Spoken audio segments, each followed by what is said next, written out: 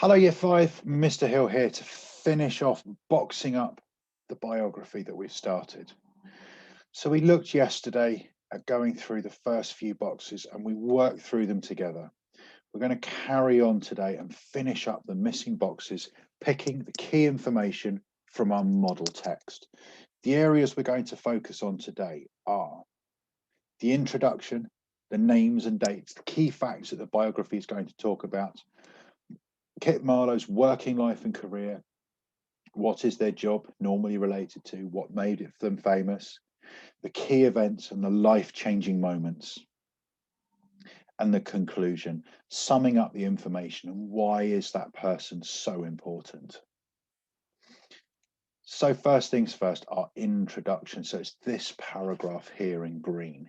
Christopher Marlowe, also known as Kit, was a poet and playwright at the forefront of the 16th century dramatic Renaissance. While Christopher Marlowe's literary career lasted less than 6 years and his life only 29 years, his achievements, most notably the play, The Tragical History of Dr. Faustus, ensured his lasting legacy. There's a lot of information boxed up in there. So let's go through together and we'll pull that information out and we'll put it into our box up. So names and dates. So we know Christopher Marlowe is his given name, and we also have his nickname, Kit. So I'm going to put that in brackets because it's additional information.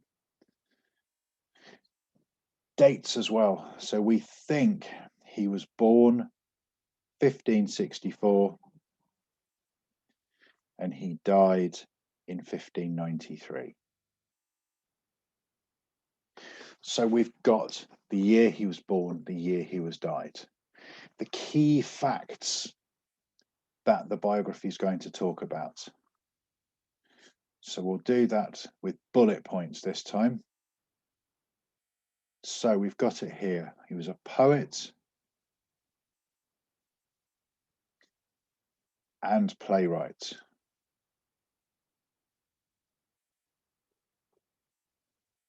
Just check my spelling there. So W-R-I-G-H-T. So he was a poet and a playwright, and then he was forefront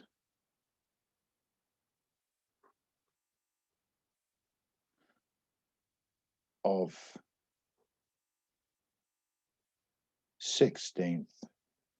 I'm just going to use a capital C for century. So thinking back to our Roman numerals, we know C is 100. 16th century dramatic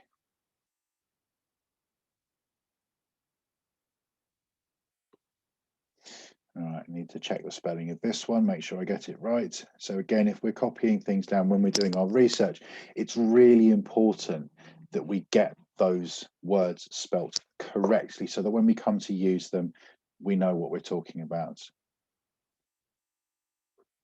So we've got the Renaissance there. So his career only lasted 6 years. So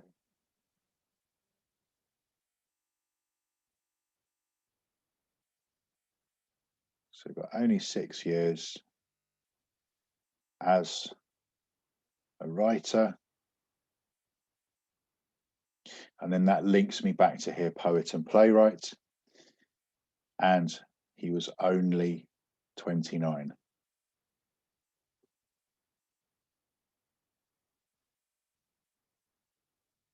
When he died. So again, we can have another look at this and we can say, is there anything else? So we are going to talk about Dr. Faustus. So I'm going to add that in here. So I'm going to put most famous for, I'm just going to put Dr. Faustus. I'm going to just make a note, which will remind me to go back and put it in properly when I do my writing. So when you're doing your box up for William Shakespeare, you can use notes, whether you just take the first initials for the name of the play or just a shortened form that you remember, I've got to go back and find the proper spellings, the proper way of writing it. So be careful with that when working in notes, that we don't just keep our note form in our final piece of writing. So we're moving forward. We've got the next paragraph, this one in green again. So this is his working life, his career. This is the key events that go in with it. So what was his job? Well, we know he was a poet and playwright. We had that before.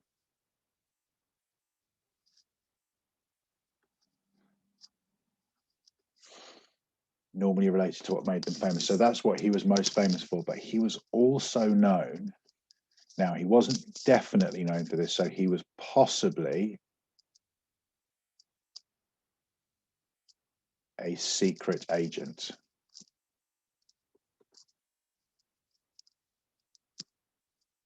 Now I'm going to put a question mark after this in my one, because it's just there to remind me that he might have been.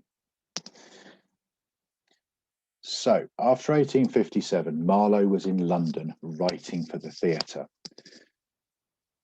So first important piece of information there, key event, 1857. Marlowe in London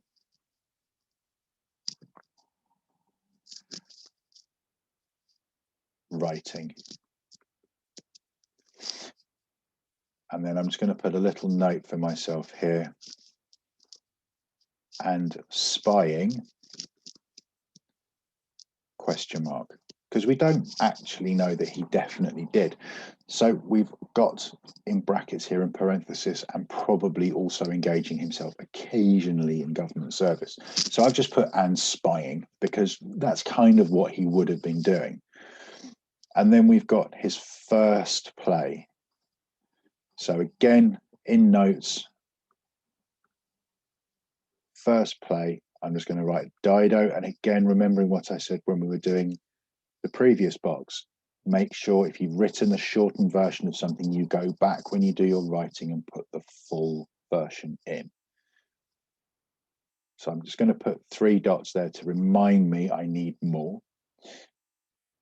And then I'm just going to put written at Cambridge, because that's where he went to university. If you remember from yesterday, he was at Corpus Christi College. So there we go. Key events, 1857, Marlowe in London writing, possibly spying. His first play, Dido, Queen of Carthage, was written while he was at Cambridge.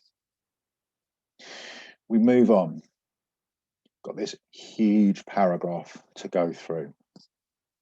This is his working life, his career, what his job is, and it's normally related to what made him famous. So the key events again, and life-changing moments. So if we look, we have the paragraphs roughly split how we want them.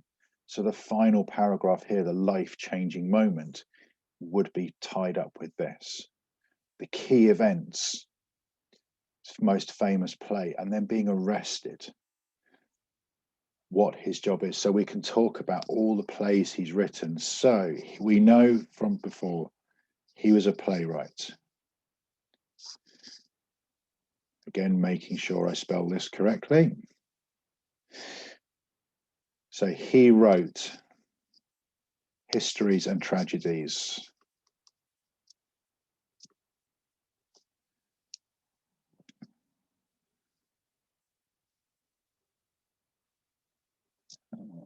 Go.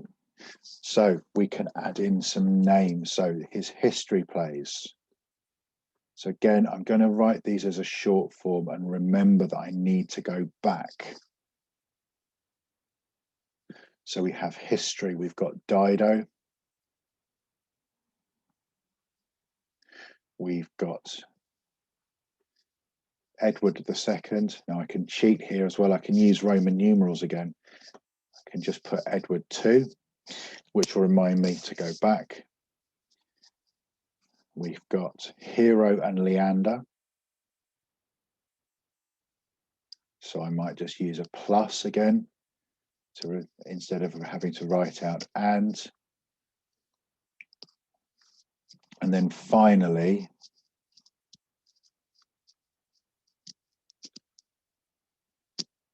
so I'm going to leave that as Tambor, which will remind me that I'll go back and check. We've also got his tragedies. So new bullet point. So the tragedies he wrote.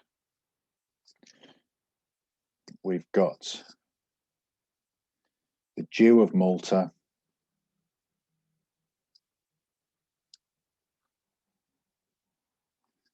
And of course, Dr. Faustus, his most famous piece.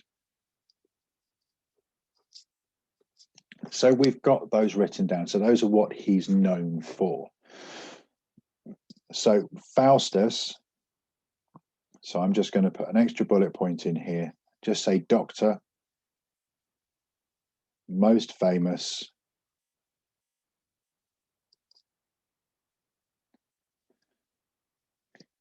and what we got here, the first dramatized version. So I can use real note form.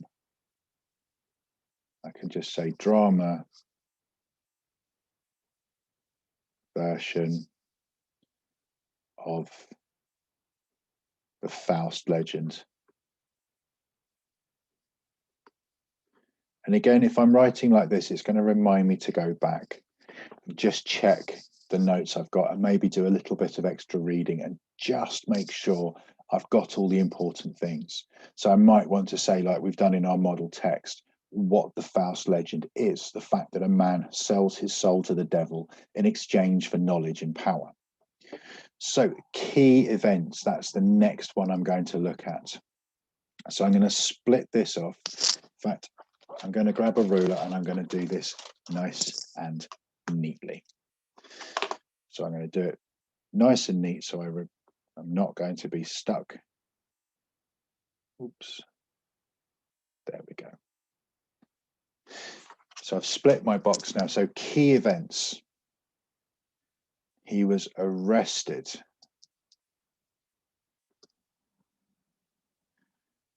for atheism.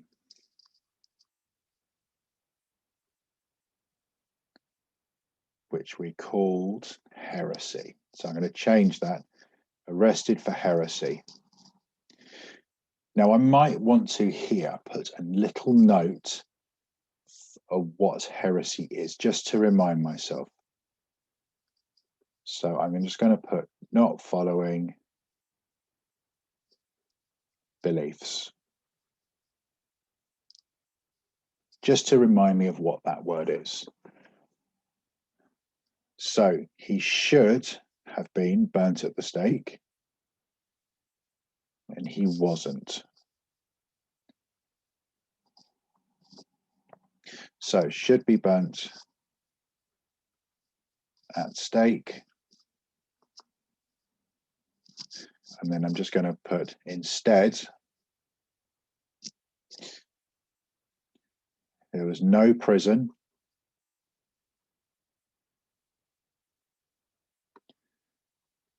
no torture, which was a big thing in Elizabethan times. Because if they didn't think you were telling the truth, they would torture you. They'd do horrible things to you until you told the truth, or until you told them what they wanted to hear more often than not. So instead of all of this, so it should be burnt at stake. Instead, no prison, no torture, only had to report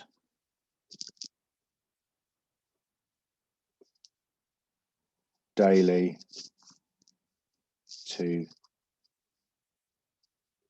court officer. So there we go. We have his working life, what he's well known for. We have a key event in here as well. He was arrested for heresy and not following beliefs of the time. His life-changing moment was he should have been burnt at the stake. Instead, no prison, no torture. He only had to report daily to a court officer. So again, we've got this all boxed up in note form. So there we are. So the blue box is what we've got there. I've not quite got it right. My handwriting's a bit bigger than would fit in the box. And we've got what goes in the red box is the bottom part. We move on finally to our conclusion. It sums up the information we've got. Why was he important? So we look again. What is not debated in Marlowe's literary importance Marlowe's literary importance, as he is Shakespeare's contemporary, and it's second only to Shakespeare himself in the realm of Elizabethan tragical drama. So, nice short summing up. So I'm just going to put second only to Shakespeare. Again, making sure I'm getting the spelling correct.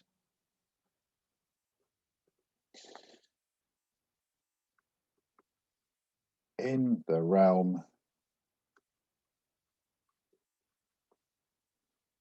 of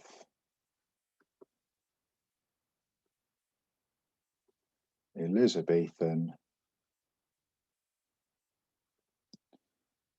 tragic drama. So there we have it. He was important because of this. This is the reason he's most famous for. Not for being a spy, not for dying in a fight over a bill in a pub, but for being so good he was second only to Shakespeare. So that's our box up. We've put it together. We've got our notes from yesterday and today. Your main task. You need to complete these boxes for your own biography about William Shakespeare. You will need to do some research in order to find out the correct information to use. And I know yesterday I suggested using the DK, the Dorling-Kindersley find out page, and also use Kiddle. It'll give you some much nicer results to use. So as I said yesterday, rather than wading through chunks of text, trying to pick out the important information, it will give it to you in a much nicer format. You can use part of your afternoons in order to finish this box up. You have until Thursday to finish your research and your box up. Good luck, stay safe, and we'll see you all back in class very soon.